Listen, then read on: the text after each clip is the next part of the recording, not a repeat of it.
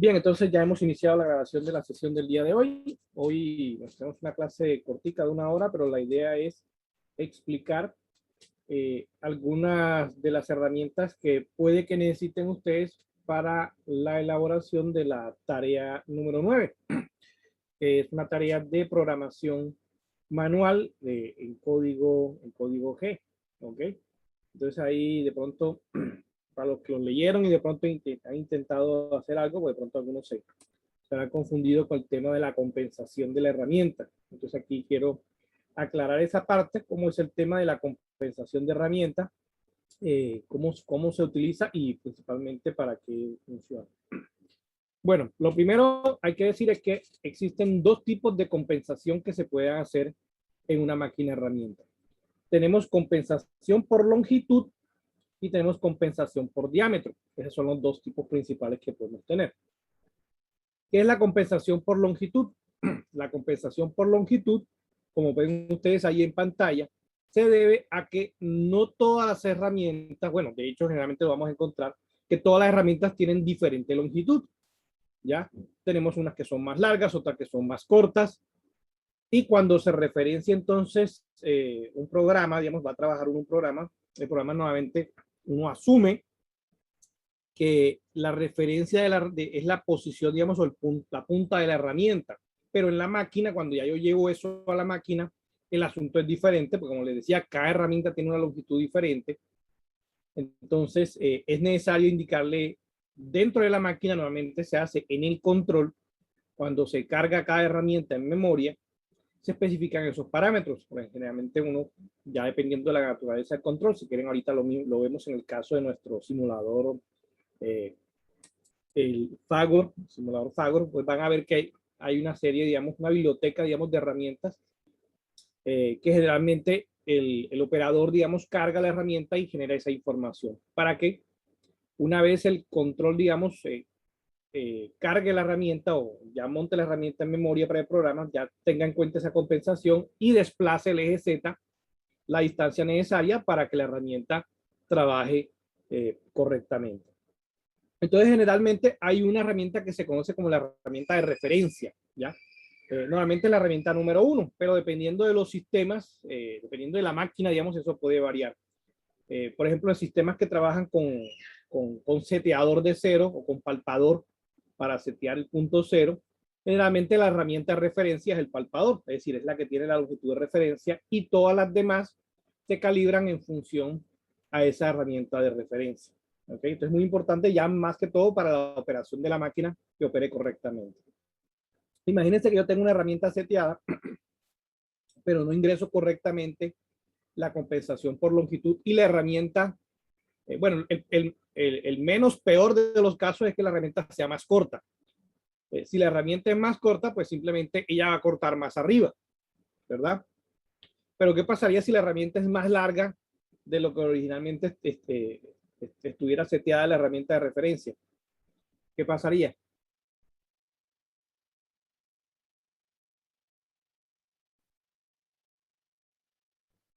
¿Qué creen ustedes?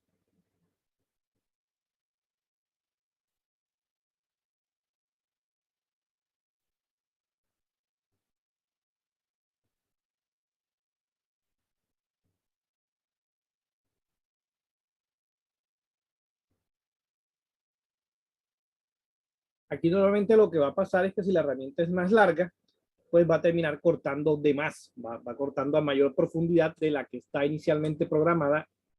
Y si obviamente esa longitud es bastante mayor, pues puede romperse la herramienta. Pero en general, pues te va a generar una pieza defectuosa, ¿no? Una pieza, digamos, que no va a cumplir las dimensiones requeridas. Entonces, por eso, digamos, este tema, digamos, de la compensación es importante tenerlo presente, más que todo a la hora de la operación de la máquina. ¿Ya? En programación, digamos, no se suele uno olvidarse de ese tema hasta que ya llegas a la parte de la operación de la máquina. Generalmente es el operador el encargado de generar esa información, porque en muchos casos la longitud de la herramienta se toma en el momento que se monta, dependiendo, digamos, de cómo se monta en el cono. A veces se monta un poquito más más larga, a veces un poquito más corta, entonces generalmente es el operador el que tiene que medir realmente la longitud efectiva de la herramienta e ingresarla, digamos, en el control. Eso realmente no lo hace el programador. Bien. No sé si hay alguna pregunta aquí en esta parte.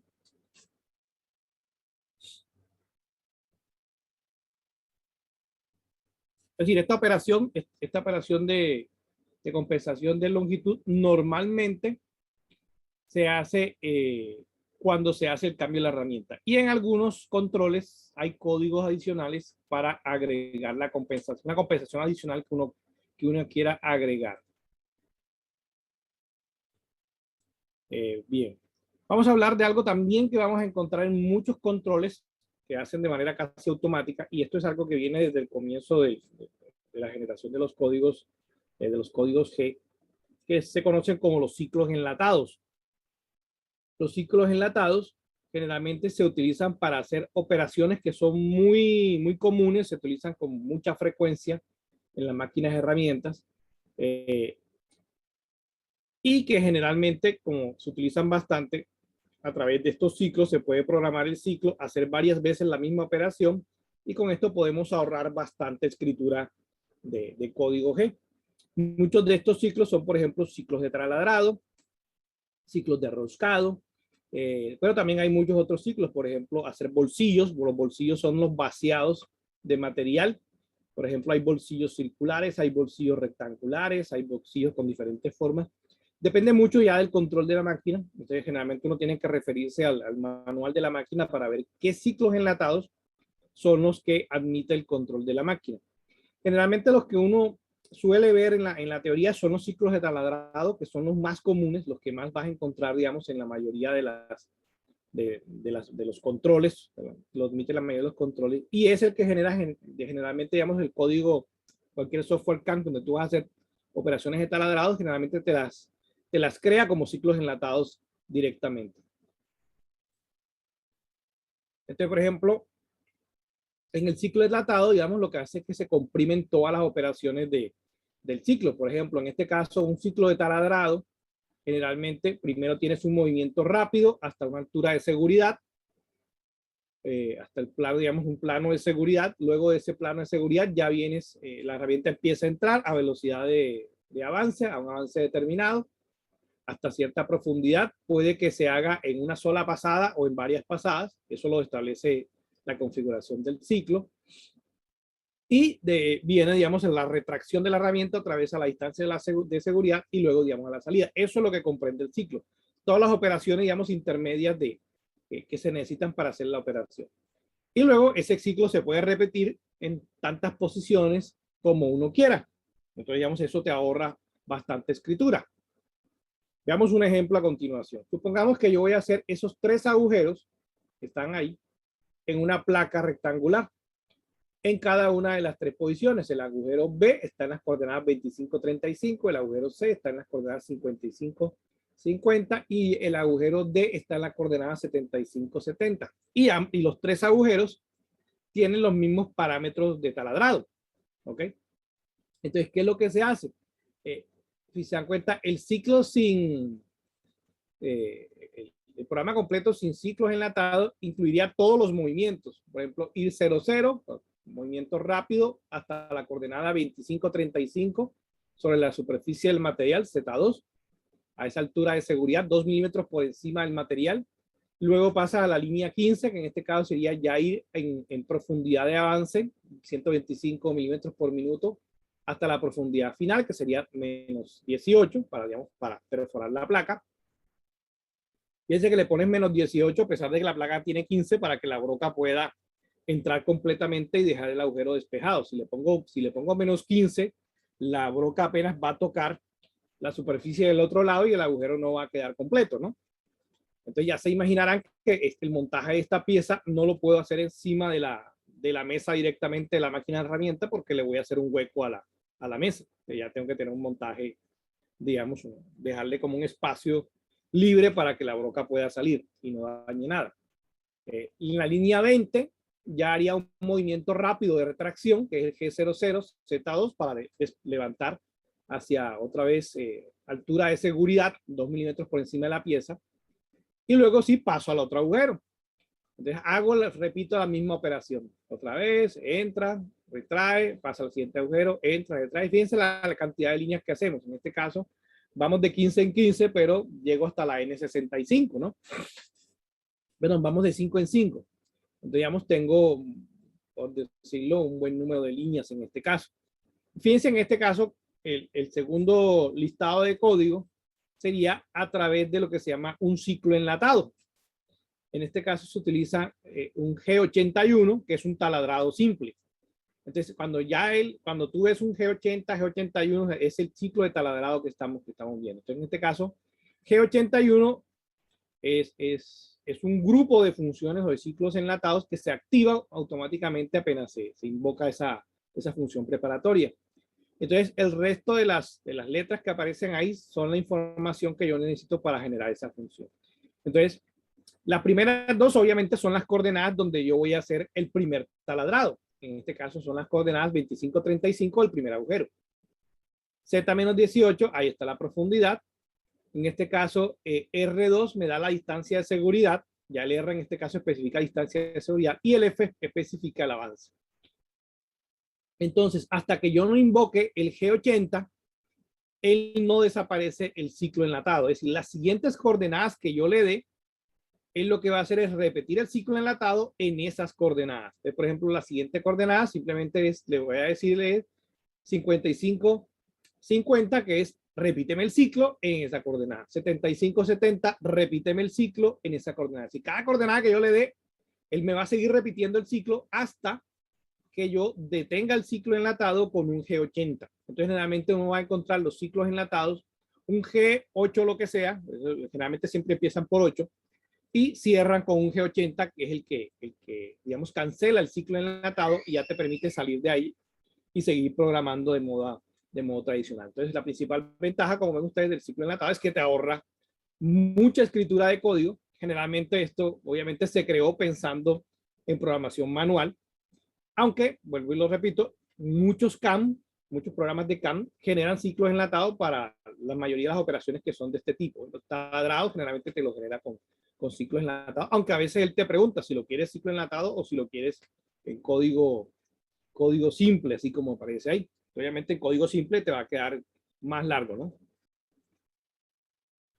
Aquí hay algunos ejemplos de ciclos enlatados, los más comunes, los que más vamos a encontrar en la mayoría de los controles. Vamos a encontrar, digamos, estos que son los básicos.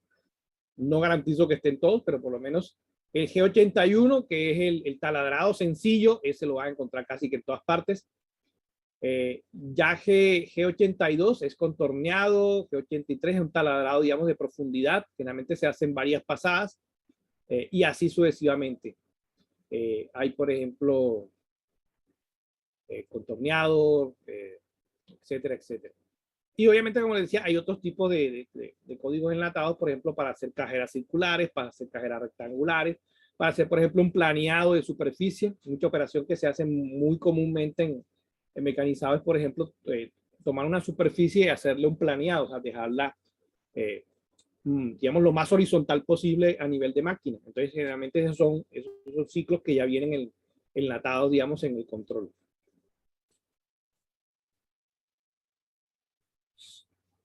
Bien, ahora sí vamos a hablar de la compensación de radio. Habíamos hablado ahorita de la compensación de longitud, que era en este caso para garantizar que todas las herramientas cortaran, digamos, efectivamente con la longitud preestablecida en ella.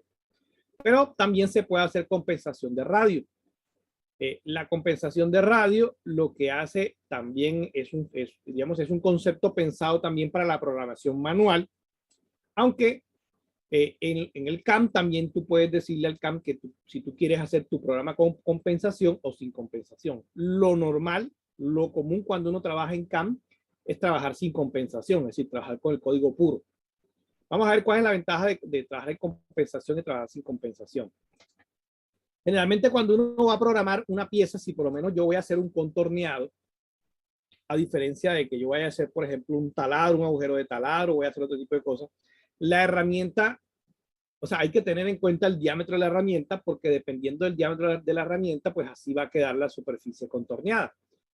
Pero normalmente, en el plano de fabricación, yo lo que tengo es el contorno final de la pieza, que es la línea que ustedes ven ahí en negro. Si las coordenadas que yo tengo generalmente y las cotas que yo tengo en el plano de fabricación son de cómo va a quedar la pieza final. Pero cuando yo programo el CAM, pues yo tengo que darle la información de cómo se mueve el centro de la herramienta. ¿Ok? Entonces, si yo trabajo sin compensación para poder generar esta geometría final, yo tengo que geométricamente calcular los centros de la herramienta, digamos, desfasada un radio con respecto a la geometría final de la pieza, lo que se conoce comúnmente como un offset, ¿verdad? En el CAD, para poder irle dando las coordenadas de posición del centro de la herramienta, porque eso es como se programa normalmente sin compensación. Así, cuando trabajo por defecto con compensación off, las coordenadas que yo tengo que darle al programa son las coordenadas del centro de la herramienta. Cuando yo trabajo con compensación encendida, ya sea compensación a izquierda o compensación a derecha, las coordenadas que yo tengo que darle a la programación son las coordenadas de la geometría final. Es decir, yo puedo directamente darle las coordenadas de la geometría final y en este caso es el control el que se encarga de hacer el offset, es decir, desplazar la herramienta hacia la derecha o hacia la izquierda de la trayectoria que yo le doy en el programa para generar la geometría final. Bueno, entonces, ¿a qué hace referencia si es compensación a izquierda o compensación hacia la derecha? Pues la forma más sencilla de verlo es, póngase usted en el punto de vista de la herramienta, es decir, usted es la herramienta y se empieza a desplazarte. Cuando dices compensación a izquierda, es a la izquierda desde el punto de vista del observador que está en la herramienta. Entonces, depende mucho de cómo es la ruta. Pongamos un ejemplo con esta figurita de aquí. Vamos a ver. Si yo arranco, ojo con esto, si yo arranco de este punto que estoy señalando con el cursor, es decir, de este punto aquí, ¿ok? Vamos a ver si me capturan la idea. Y voy a hacer el movimiento en este sentido, que la herramienta se va a mover en este sentido, para mecanizar la geometría. En ese caso se tendría que hacer compensación a izquierda o a derecha. ¿Qué dicen ustedes?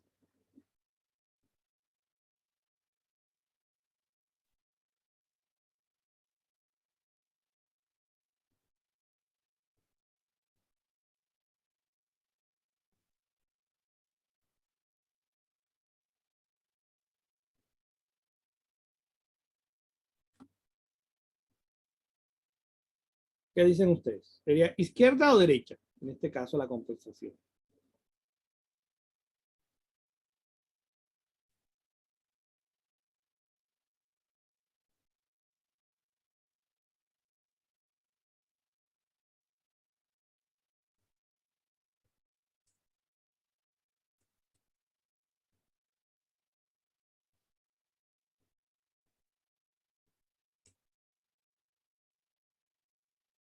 Vamos a una encuestica para ver.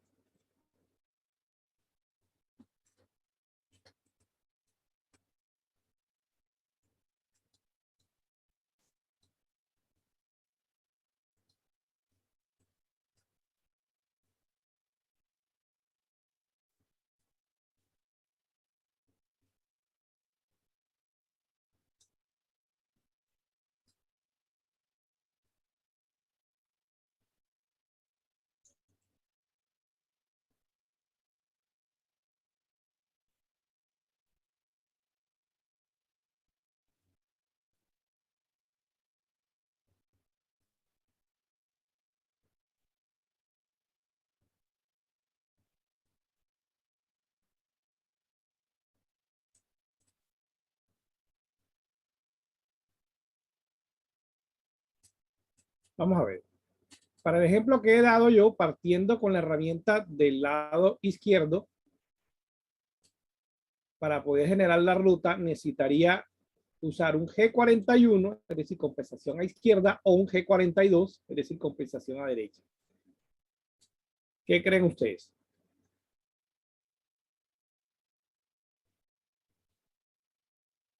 Han respondido hasta ahora 2.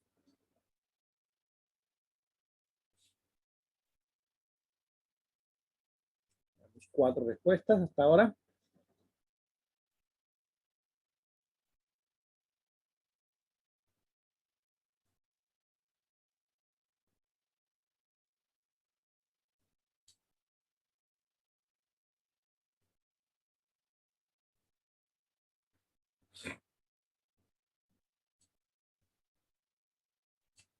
Llevamos 6 respuestas hasta el momento.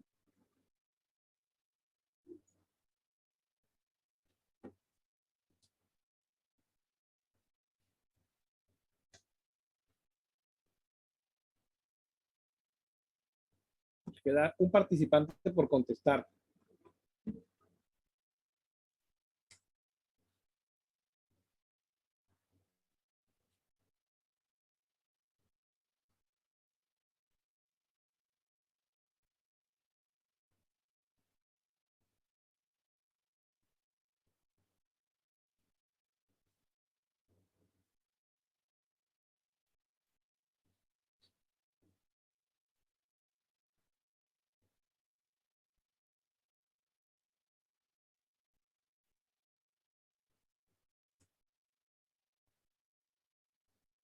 Bien, voy a terminar la votación y les voy a mostrar los resultados. Esto está interesante. ¿Sí? Están viendo los resultados. La mitad del curso dijo G41. La otra mitad dijo G42, o sea que esto está distribuido estadísticamente de manera igual. Eso quiere decir que no tenían ni idea y tiraron un caricellazo. Eso es más o menos lo que me quiere decir esos resultados. ¿Cuál es la respuesta correcta? En este caso, ojo, en este caso, si la herramienta empieza de este lado que estoy mostrando, a hacer el recorrido, recuerden lo que les dije, la compensación es desde el punto de vista de la herramienta, es decir, como si usted estuviera en la herramienta. Imagínense que usted está aquí en la herramienta y esto es un carro y usted va avanzando en este sentido. Con respecto a la línea final, ¿hacia dónde me desplazo para hacer el movimiento de la herramienta? En este caso, hacia mi derecha. ¿Ok? Hay que pensarlo desde el punto de vista del observador que está en la herramienta. ¿Ok? En este caso se tendría que utilizar un G42. Si yo utilizase un G41 con este movimiento arrancando de aquí, la herramienta se iría para el otro lado y terminaría siendo una pieza más delgada. O sea, prácticamente daño la pieza. Entonces, eso es lo importante de la compensación. Si uno mete la compensación incorrecta, se tira la pieza. Ese es el gran cuidado que hay que tener con esto. Ahora, si yo empezase del otro lado, o sea, si yo arrancara por el otro lado, por el otro extremo, por el extremo derecho, desde el punto de vista del observador, que está en la herramienta, en este caso, para ya hacer el mismo recorrido exactamente y generar el mismo resultado, en este caso tendría que hacer una compensación a izquierda. En este caso, si yo arranco por el otro lado y necesito generar el contorno correcto, tendría que usar un G41. Entonces, aquí la decisión de por dónde va uno a hacer la compensación depende por dónde va digamos, a generar el movimiento la herramienta. Por eso lo de asociar siempre el movimiento desde un observador que está en la herramienta es muy importante para que no se cometan ese tipo de errores. ¿Ok?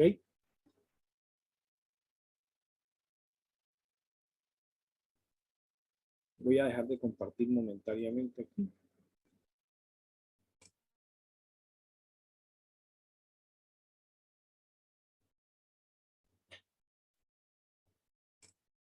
Espérenme un segundito.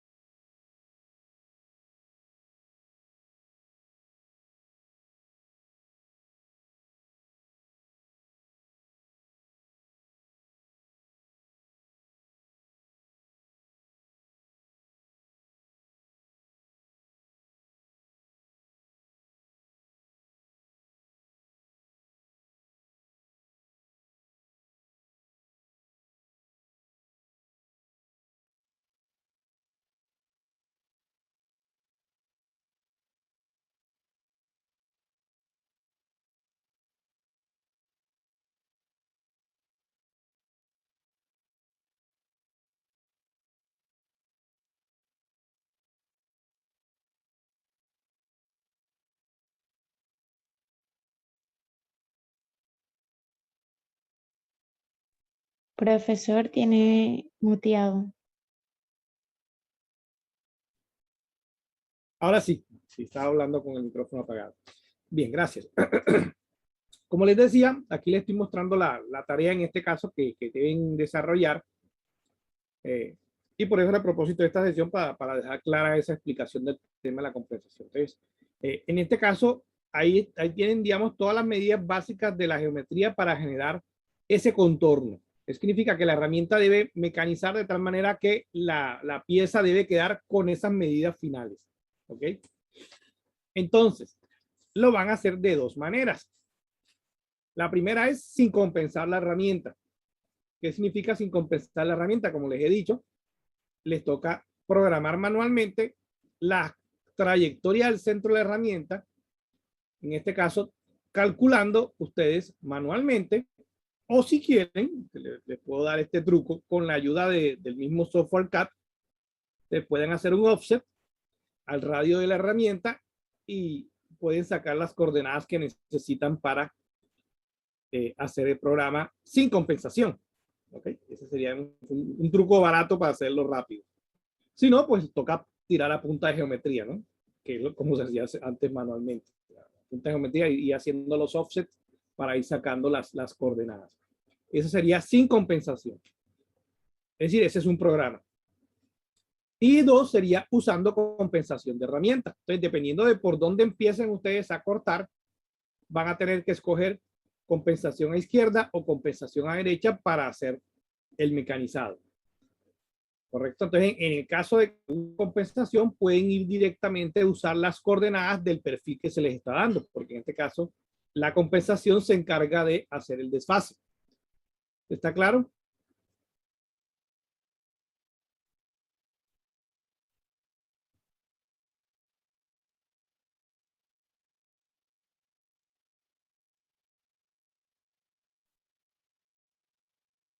En este caso, ya les estoy dando yo aquí el tamaño de la herramienta que van a usar. Sería una herramienta de 2 filos de 5 milímetros de diámetro. Con ese dato, ya pueden establecer ustedes la compensación de radio de la herramienta. Y se les pide validar usando la herramienta Camotix y la herramienta de software Fagor, que fueron las que se explicaron en el video anterior. Una observación importante que les voy a hacer con respecto a Camotix. Camotix tiene la limitante de que no simula programas con compensación. Es decir, él les va a servir para simular el programa número 1, que es el programa sin compensar, pero no les va a servir para simular el programa 2, que es el programa compensado. Tiene esa limitación. En cambio, el Fagor, que si es un simulador completo de un control industrial, él sí le puede simular las dos condiciones, sin compensar y con compensación. Pero en ese caso hay que configurar la herramienta con el diámetro correcto.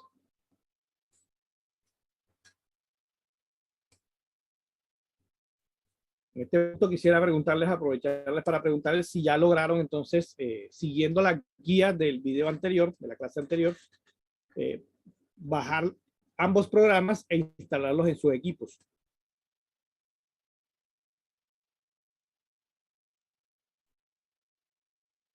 Por mi parte, sí, profe. Sí, ya los has cacharreado entonces. Sí, ya con lo que usted mostró en el anterior video y hice el ejemplo y eso hice.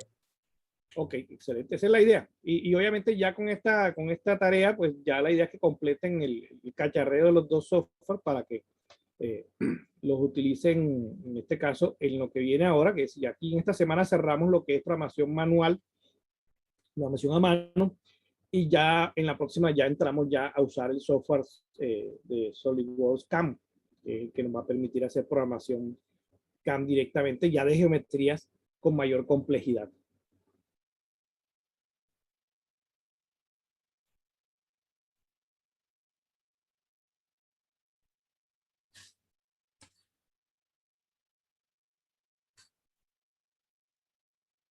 No sé si tienen alguna pregunta adicional de la tarea, de la actividad.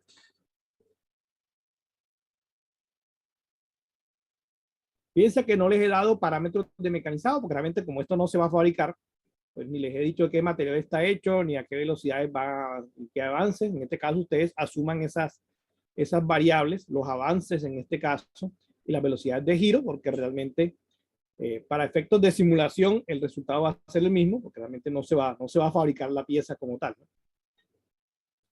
Ya más adelante, cuando empecemos a trabajar con el CAM, pues sí vamos a ir incorporando un poquito esos elementos que también son importantes, ¿no? Porque si bien es importante que el programa corra y se vea la finalización y la pieza quede, digamos, en teoría, digamos, bien acabada y todo eso, los parámetros de mecanizado son importantes porque a veces la simulación te puede quedar perfecta, pero si estás corriendo con unos parámetros, por ejemplo, muy malos para el material que estás trabajando, la simulación te queda perfecta y todo, pero a la hora que empiezas a mecanizar, empieza a trabajar mal la máquina. Entonces ahí te das cuenta que estás trabajando, por ejemplo, con unas velocidades demasiado elevadas o con unos avances demasiado grandes, ¿ya?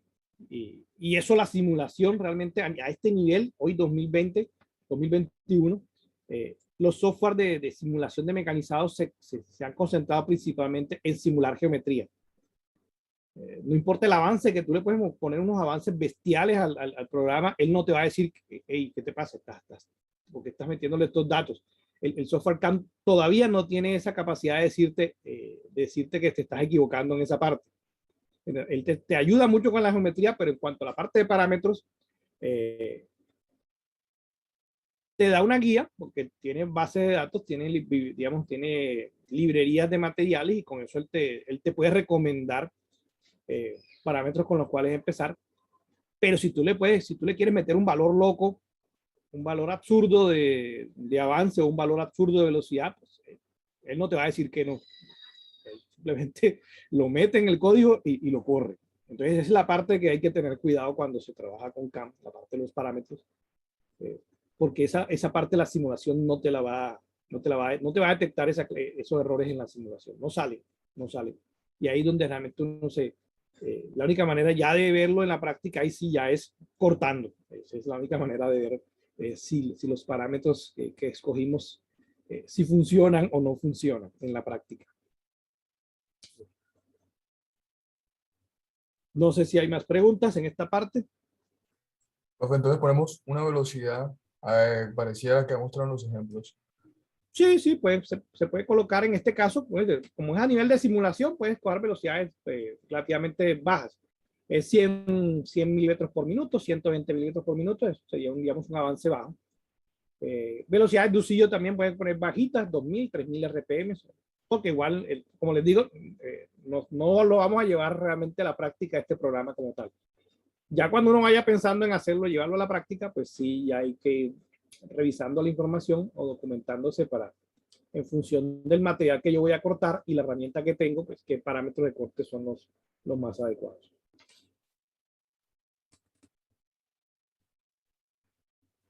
Listo, profe. Listo.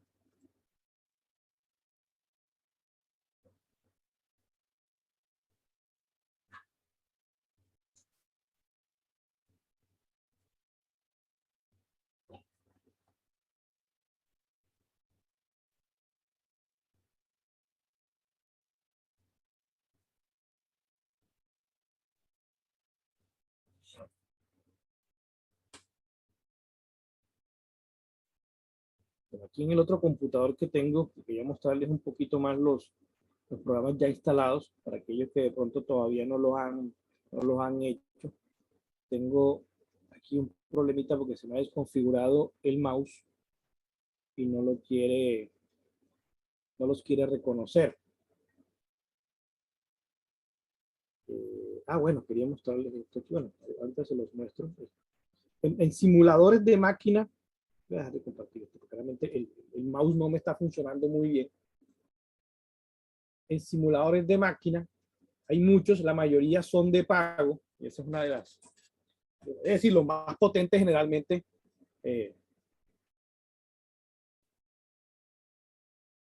los más potentes son de pago.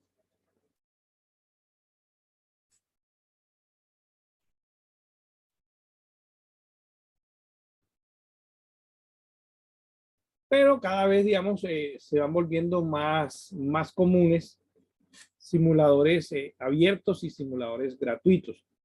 Entonces, algunos de los que pues, ya les he mencionado, les he dado, digamos, los enlaces para trabajar, son como las opciones que de pronto he encontrado con más posibilidades al ser, digamos, abiertas o al ser gratuitas, ¿no? Sin tener, digamos, tantas restricciones. Por ejemplo, normalmente para simuladores de máquina, la mayoría de los fabricantes de controles, Siemens, Fanuc, Heidenheim, Haas, tienen su simulador de máquina. Pero ¿qué sucede? Que normalmente son cerrados o solamente son suministrados al cliente, es decir, no son de libre descarga, sino que decía, tú eres cliente de la máquina, compraste una máquina y por ende tienes el control, pues, como cliente, pues te dan acceso a poder descargar el simulador. En cambio, en el caso del Fagor, el simulador Fagor, pues tiene la ventaja que es libre, que está abierto, que es gratuito para utilizar y por eso, digamos, lo usamos en nuestro curso para facilitar eso. En el caso del Camotix, como es software libre, pues también tiene esa ventaja de no tener restricciones de manejo, aunque tiene algunas limitaciones como las que me mencionaba, por ejemplo, que es el caso de que no simula el tema de las compensaciones de radio, compensación de radio de herramientas. Eso parece una limitación bastante grande, pero en la práctica no lo es tanto, porque la mayoría de los software CAM, como le digo, pueden simular, pueden generarte código con compensación, pero la mayoría de los casos, por defecto, el código que genera el CAM te lo genera sin compensar, o sea, te lo genera puro. Y digamos, por ejemplo, cuando estás haciendo un mecanizado de superficies, es mejor trabajar sin compensación en ese caso cuando uno trabaja con CAM. Aquí les voy a mostrar otros dos simuladores adicionales, que estos son online, estos son en línea. Uno de los más conocidos es este NC Viewer, que lo tenemos aquí, que es un simulador en línea. Van a esta dirección y si ustedes escriben esto en su navegador, ¡pum!, le sale este simulador. Tiene un código por defecto como para mostrarlo, cómo funciona.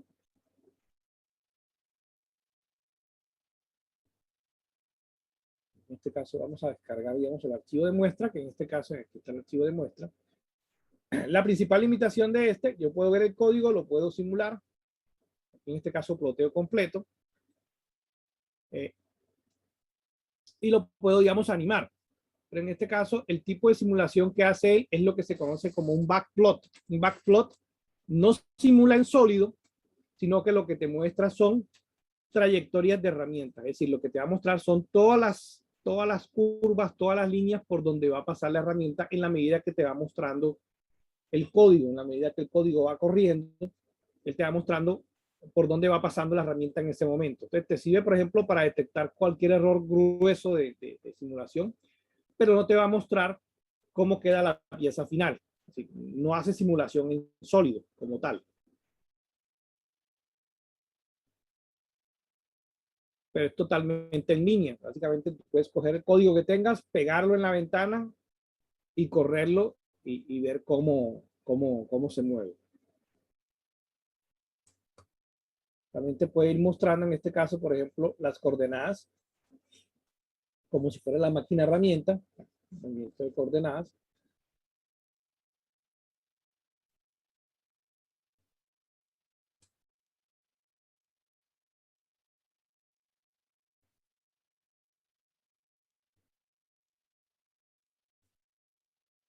Etcétera, ¿no? Ahí está NC Viewer.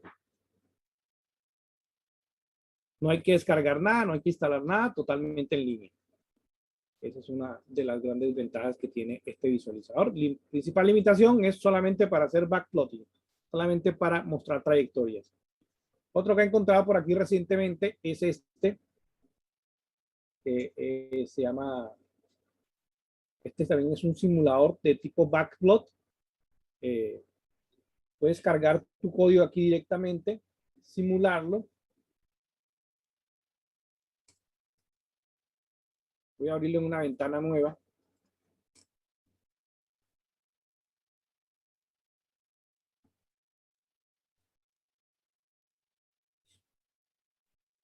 Aquí teníamos dos códigos de ejemplo. Uno que es bastante sencillo. En este caso, este código parece un código FANUC por los comentarios. Entonces, simplemente uno copia y pega su código en esta ventanita y él hace el backplotting de las trayectorias. En este caso es simplemente este movimiento, sube, baja, regresa aquí y otra vez se desplaza. Es básicamente el movimiento que hace, con la opción de que yo puedo verlo de diferentes puntos de vista. Tengo aquí una vista en perspectiva de el mecanizado y tengo aquí ya una en planta. Esta sí ya es en planta. La puedo desplazar. Puedo hacerle zoom out, zoom in. Y en este caso tiene otro ejemplo que es un poquito más grande. Este sí tarda un poquito más en cargar.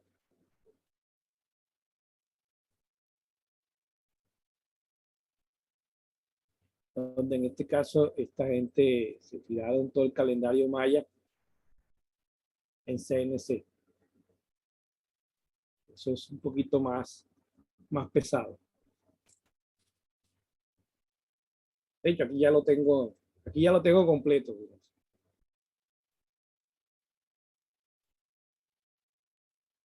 Todo el mecanizado del calendario maya.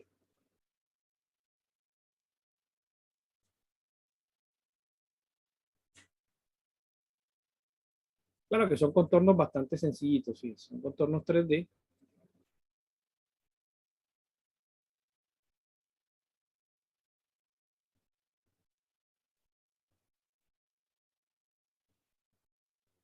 Pero es un programa relativamente grande, ¿no? Está completico.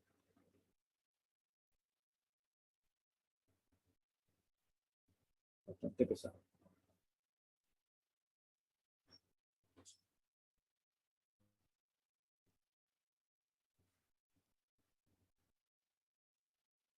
Está grandecito. Vamos a mirar hasta aquí, hasta el final.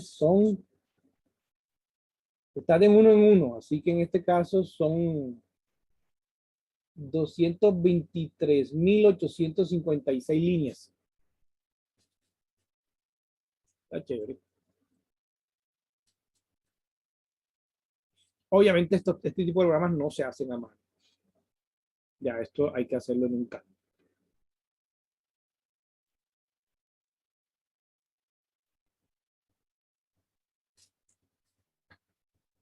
Bueno, jóvenes, no sé si tienen más preguntas.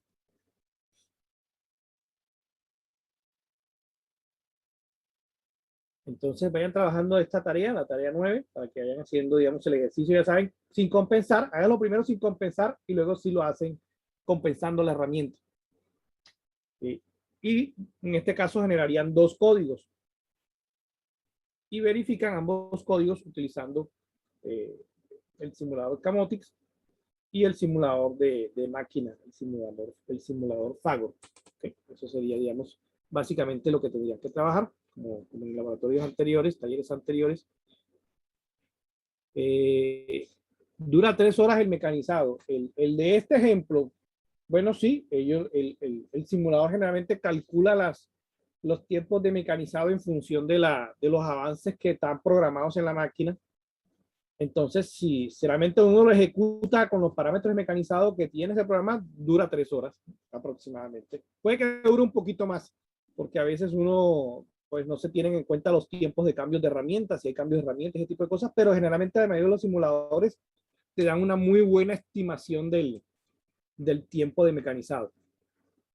Es bastante, si el simulador te dice que eso demora 45 minutos, está bastante cerca de ese tiempo. 45, 46, 40, 50 minutos, pueden poner un poquito más, como les digo, por los tiempos de cambios de herramientas, o a menos que ya la persona haga un override de los parámetros mecanizados que se pueden hacer en máquina. Es decir, yo puedo cargar un programa con unos parámetros, pero durante la ejecución yo puedo usar los potenciómetros y variar los parámetros de corte ligeramente. Me deja variar hasta ciertos límites. Y eso, digamos, hace que los tiempos cambien un poquito.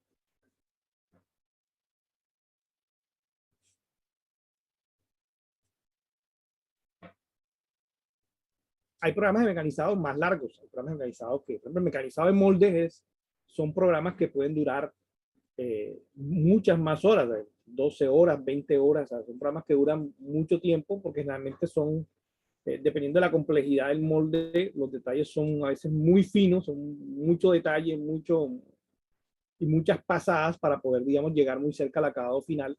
Entonces, generalmente son programas que duran horas, horas y horas, y la máquina está prendida. Generalmente son máquinas que están diseñadas para eso, para trabajar el tiempo que uno necesite.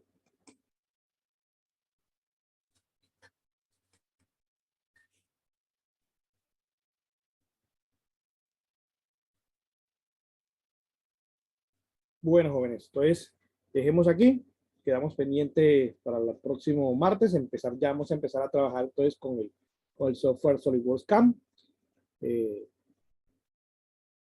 Eso es relativo, ¿no? Entonces nos vemos el próximo martes. Que tengan buen resto de la semana y buen fin de semana. Listo, profe, hasta luego, igualmente. Hasta luego. Igualmente, profe, hasta luego.